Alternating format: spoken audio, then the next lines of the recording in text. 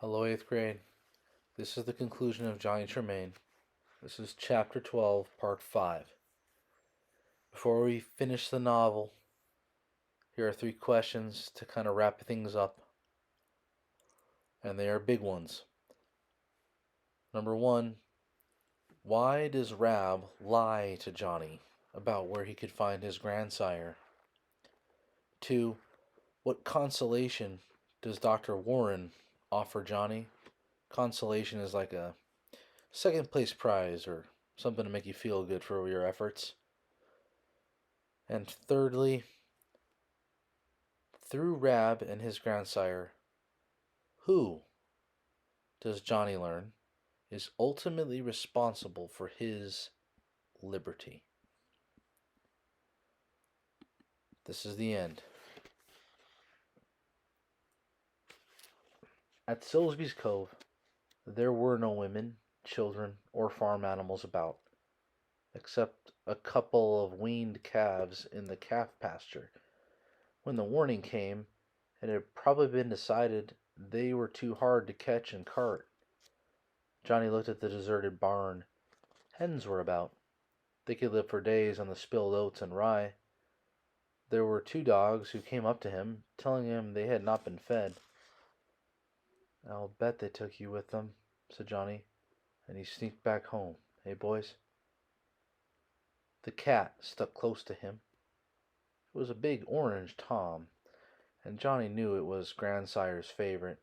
It was mewing and rubbing about him. He picked it up. "You wouldn't be bothered to go out and catch a mouse in the barn like other cats, would you?" he said.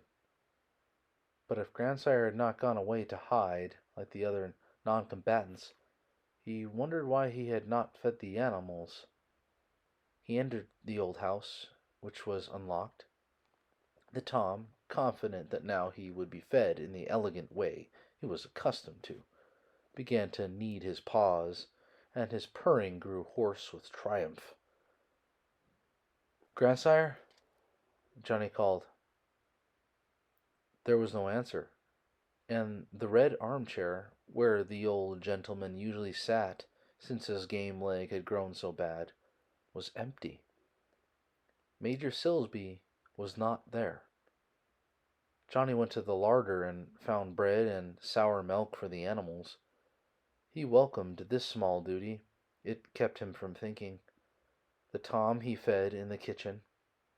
The basin of food for the dogs he put in the yard. Where was the old gentleman?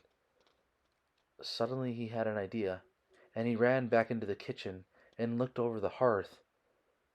Grandsire's old gun was gone, and so was the powder horn he had carried to Louisburg back in 1745. And so was Grandsire Silsby. Johnny walked back to the village, his head bent and his hands in his pockets. A numbness, half emotional, half physical, was stealing up through him. His feet felt like lead. His mind seized upon little trivial things, like that orange tomcat of Grandsire Silsby's. He noticed a jubilant little girl with a grenadier bearskin hat on her head, half over her face. He could not help but notice the regimental number on the cap. The grenadier, likely dead by now, had been a soldier of the 10th. He saw Dr. Warren's chaise before Buckman's Tavern.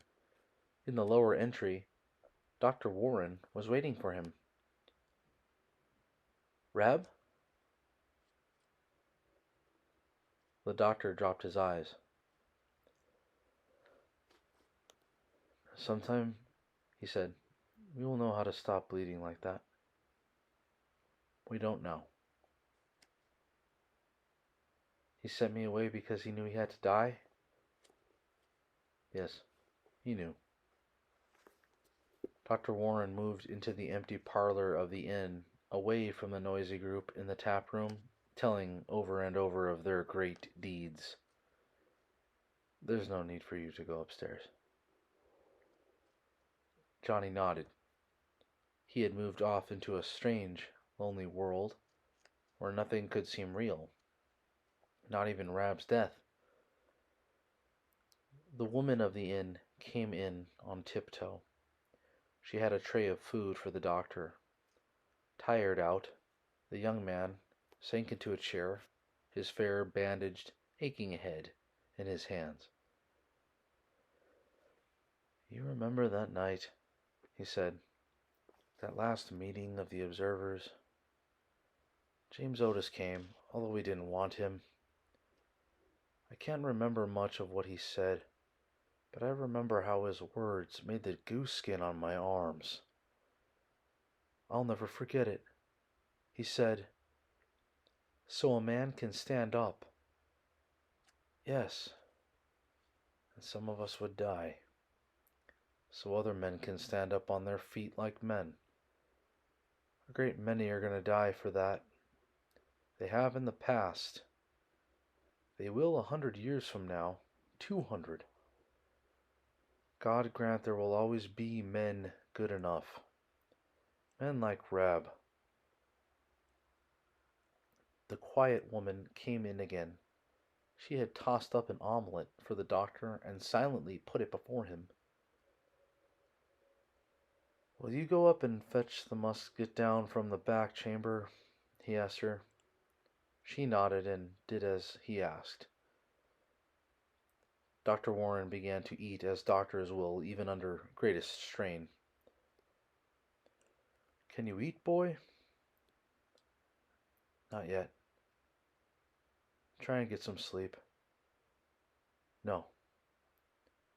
Johnny was on his feet, pacing about the room. He was too stunned to feel much now.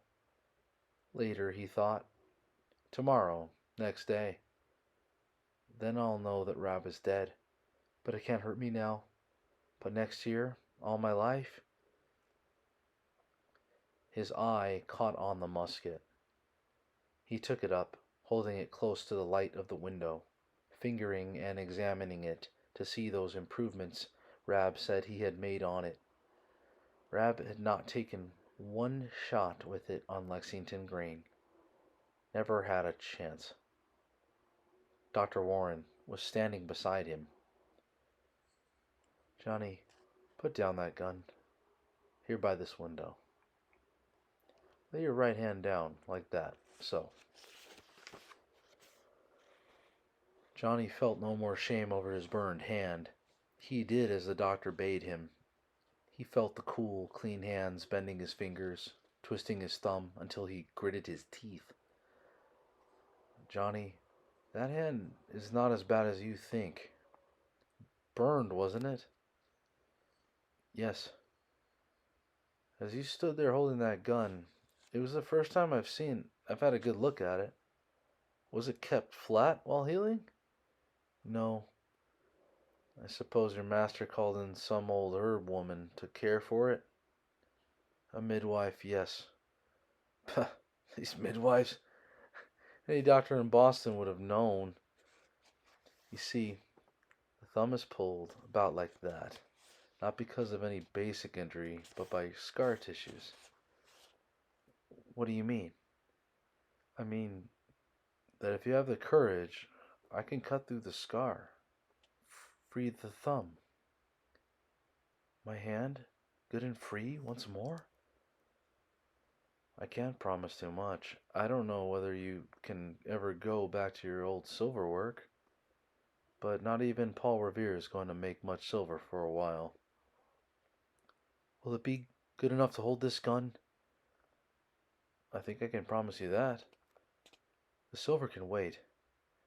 When can you, Dr. Warren? I've got the courage." "I'll get some of those men in the tap room to hold your arm still while I operate." "No need. I can hold it still myself." The doctor looked at him with compassionate eyes. "Yes, I believe you can. You go walk about in the fresh air while I get my instruments ready." Johnny stood upon the green and looked about him.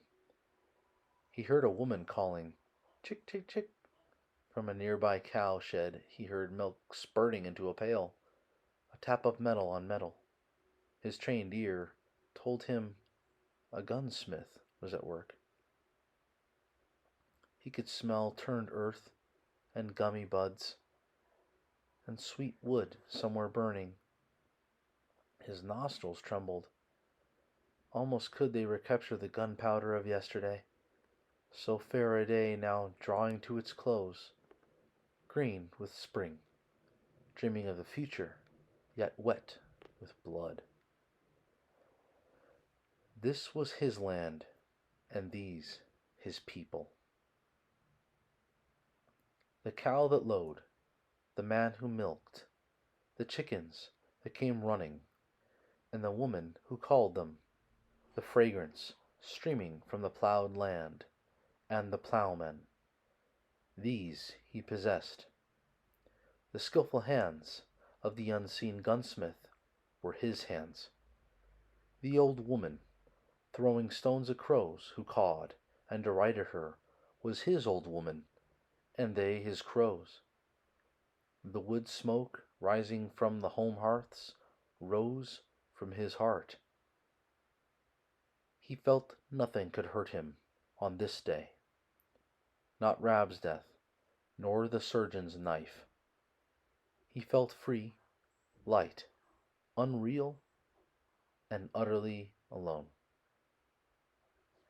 Tomorrow, next day, it would be different. But today is today. Then far away, but coming nearer and nearer down along Monotony Road, he heard the throb of a drum. Men coming back from Charlestown. He stood, turned his head to listen. The shuffle of feet. A fife began to toot. It was ill played. Maybe a foolish tune, but Johnny warmed to hear it. For once more, Yankee Doodle was going to town. Everywhere else in the village was silence. The music, small as the chirping of a cricket, filled that silence. Down the road came 20 or 30 tired and ragged men. Some were blood-stained. No uniforms. A curious arsenal of weapons. The long horizontal light of the sinking sun struck into their faces and made them seem much alike. Thin-faced, in the manner of Yankee men, high-cheekboned, unalterably determined. The tired men marched unevenly, but Johnny noticed the swing of the lithe, independent bodies, the set of chin and shoulders. Rab had been like that. Please God, out of this New England soil such men would forever rise up ready to fight when need came, the one generation after the other.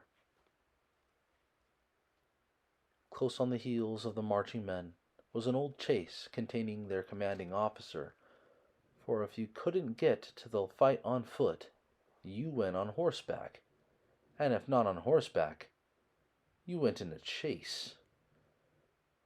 It was Grandsire Silsby, with his old gun across his knees. Johnny started to run to him, to shout, "Grandsire! Grandsire! You haven't heard yet! Rab is dead!" But he knew the old major wouldn't stop. He had to get to his men, on to Cambridge and the siege of Boston. True, Rab had died. Hundreds would die, but not the thing they died for. A man can stand up. The end.